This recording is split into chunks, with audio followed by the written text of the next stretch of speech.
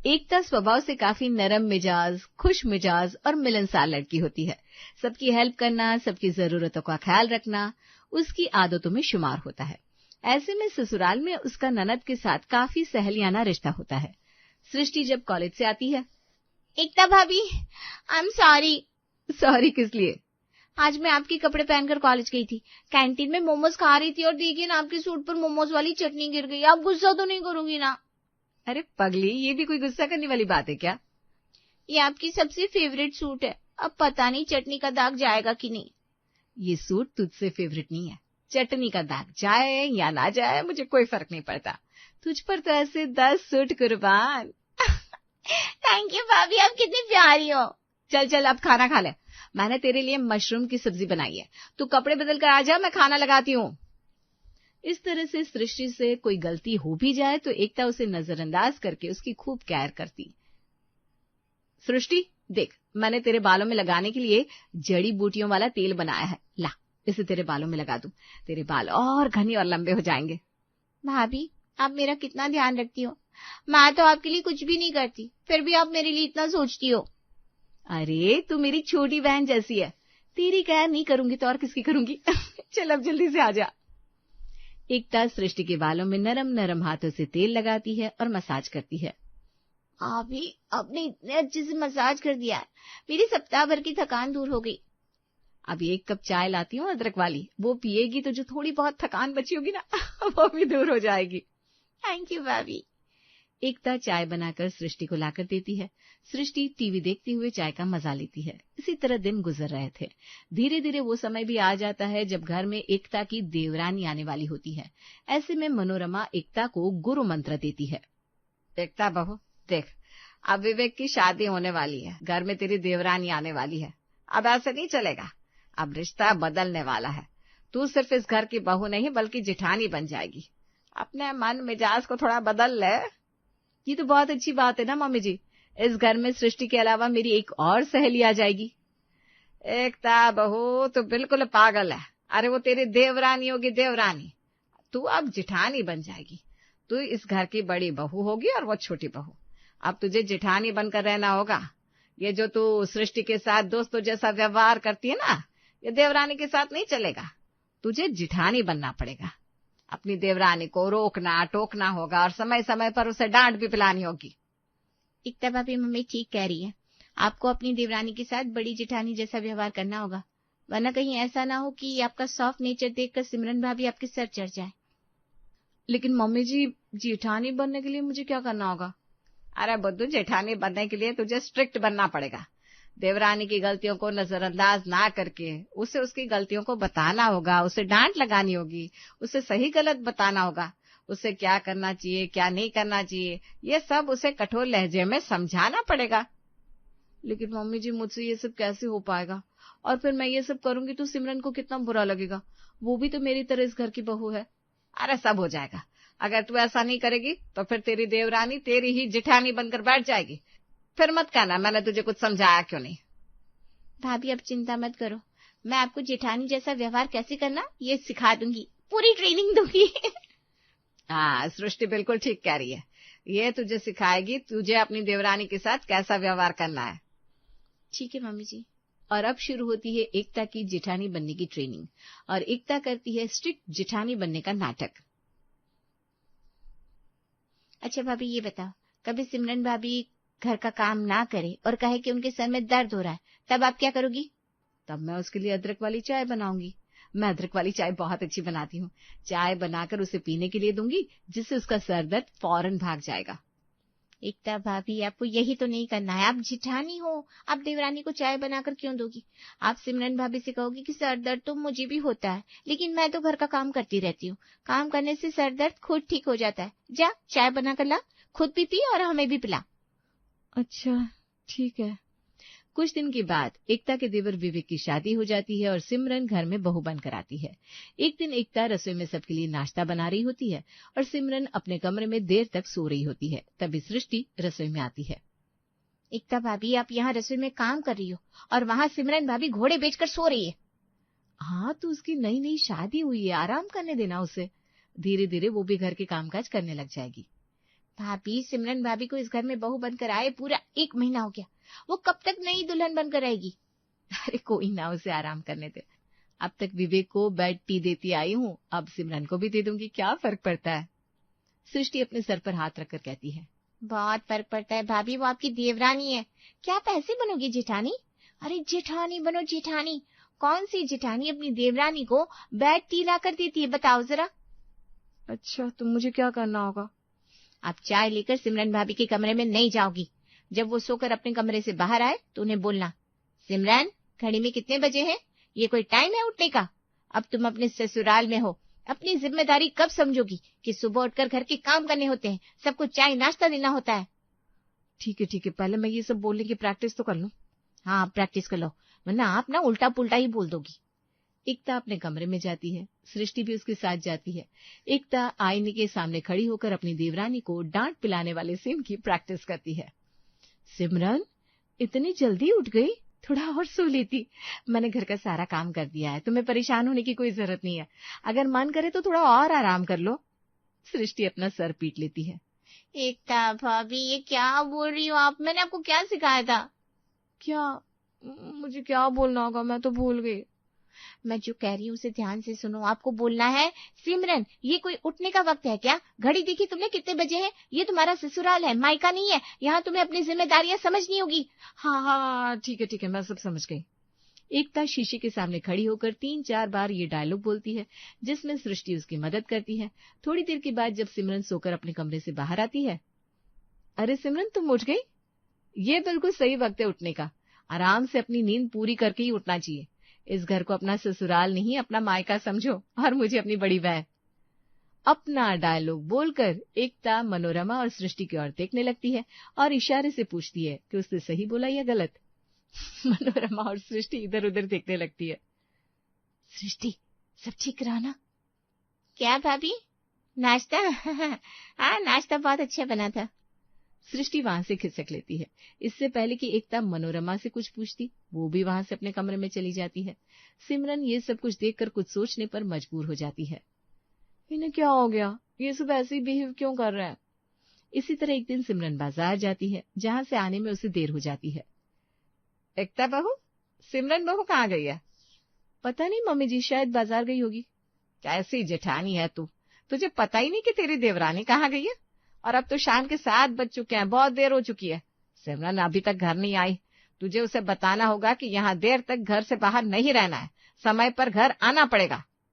कोई ना मम्मी जी, आ जाएगी। अभी तो शाम के 7 ही बजे हैं, बाहर चिल मार रही होगी। एकता बहू, मैंने तुझे क्या समझाया था कि जेठानी बनकर रह, जेठानी की जो पावर होती है वो दिखा, अपनी पावर दिखा। ठीक है मम्मी जी, आने दो उसे। हाँ, ये हुई ना बात। अब बता तू उससे क्या बोलेगी? मम्मी जी, वो मैं उससे कहूंगी कि अब एकता के पास बोलने के लिए कुछ होता ही नहीं है।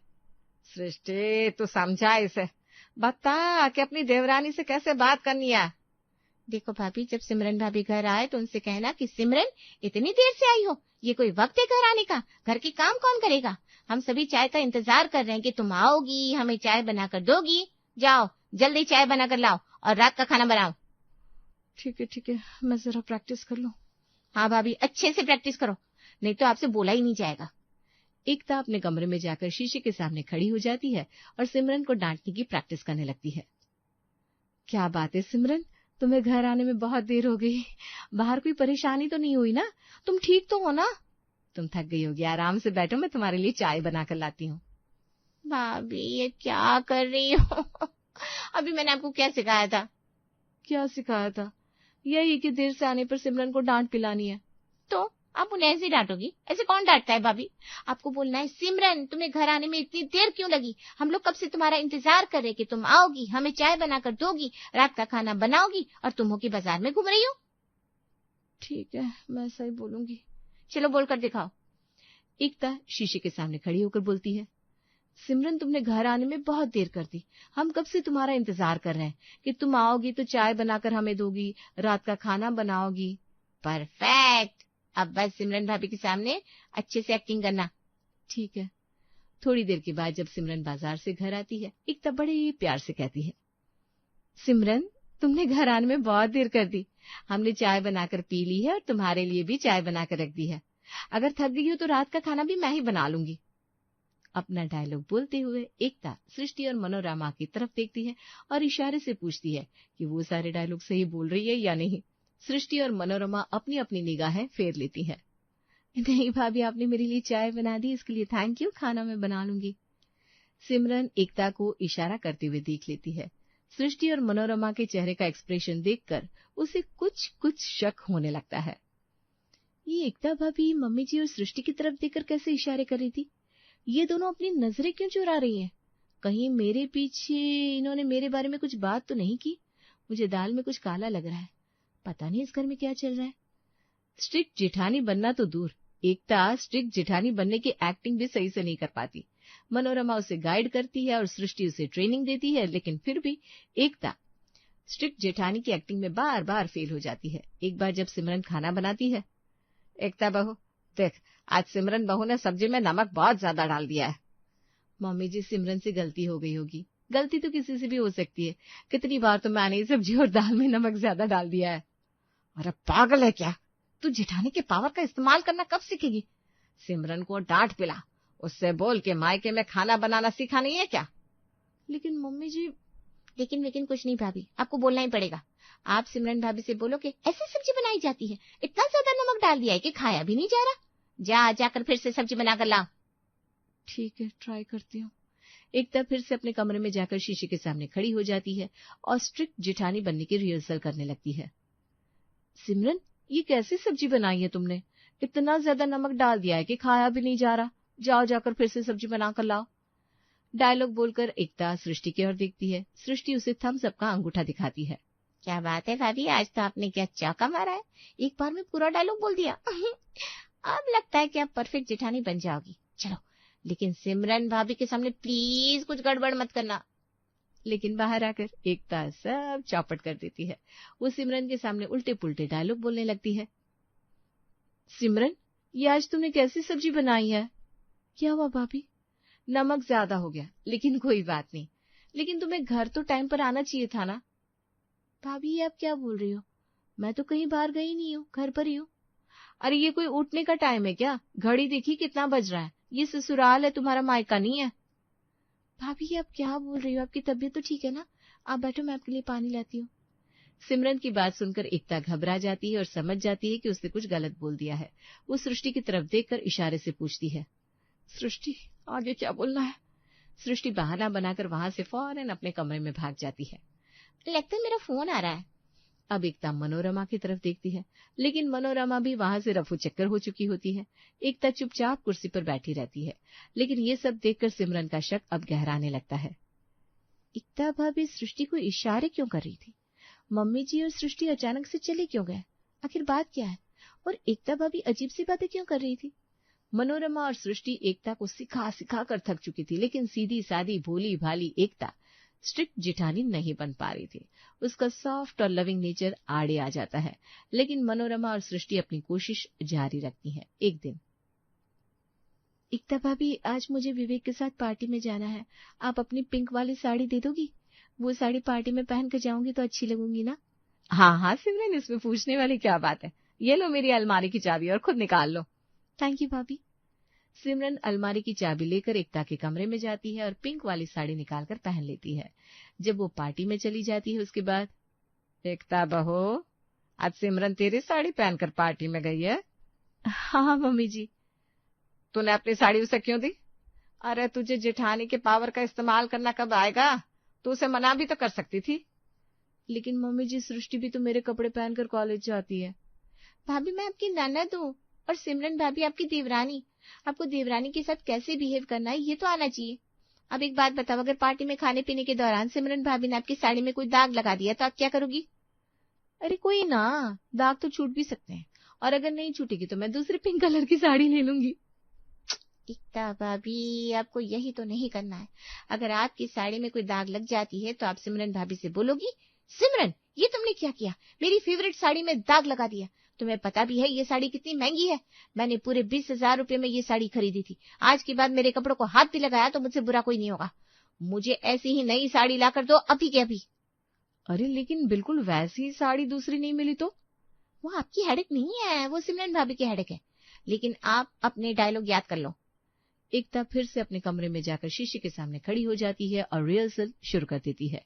सिमरन, तुमने मेरी फेवरेट साड़ी में दाग लगा दी। तुम्हें पता भी है ये साड़ी कितनी महंगी है? मैंने पूरे 20,000 रुपए में ये साड़ी खरीदी थी। आज के बाद मेरे कपड़ों को हाथ भी लगाया तो मुझसे बुरा कोई नहीं होगा। मुझे अभी के अभी ऐसी ही साड़ी ला कर दो। गुड, अब बिल्कुल वैसे ही आपको सिमरन भाभी के सामने बोलना है। लेकिन मैं ये सब तब बोलूंगी ना जब मेरी साड़ी में कोई दाग लगी होगी। हाँ भाभी, लेकिन इस बार आप कोई गलती मत करना और हमारी तरफ तो भूल से भी मत दिखना। एकता और सृष्टि कमरे से बाहर आती हैं। कुछ देर के बाद जब विवेक और सिमरन पार्टी से वापस आते हैं, सच में सिमरन की साड़ी पर खाने का दाग लगा होता है। एकता भाभी, वो देखो वही हुआ जिसका डर था। सिमरन भाभी ने आपकी महंगी साड़ी खराब कर दी। जाओ डांटो उन्हें। ठीक है जाती हूँ। और जरा सख्त लहजे में डांटना, बकरी की तरह मिमियाने की जरूरत नहीं है। जिठानी हो आप, कोई मजाक थोड़ी ना है। एकता सिमरन के पास जाती है।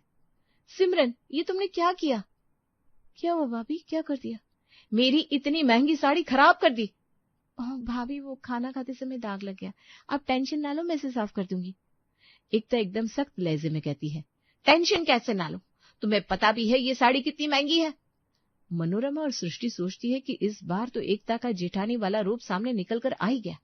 लेकिन ठीक उसी समय एकता वापस से अपने असली रूप में आ जाती है।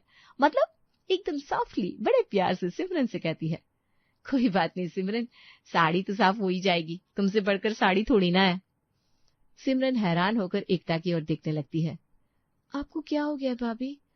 आपकी बड़े मूड स्विंग हो रहा है।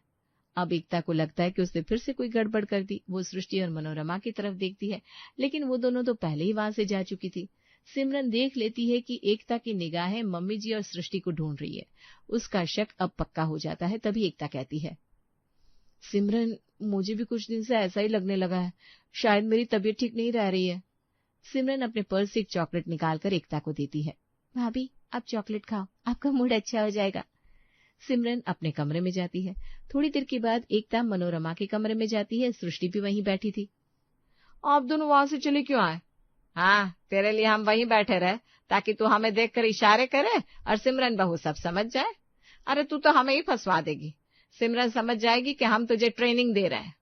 तेरा तो कुछ नहीं जाएगा। हमें सुनने को मिलेगा कि हम तुझे भड़का रहे हैं। अब तक तो वो सब समझ भी चुकी होंगी मम्मा। एकता बहू, तू रहने दे, तुझसे नहीं हो पाएगा। तू स्ट्रिक्ट जेठानी नहीं बन सकती। तू जैसी है वैसी रह। हाँ भाभी, आपके बस की नहीं है। आप बहुत लविंग और केयरिंग हो और यही आपकी खासियत है।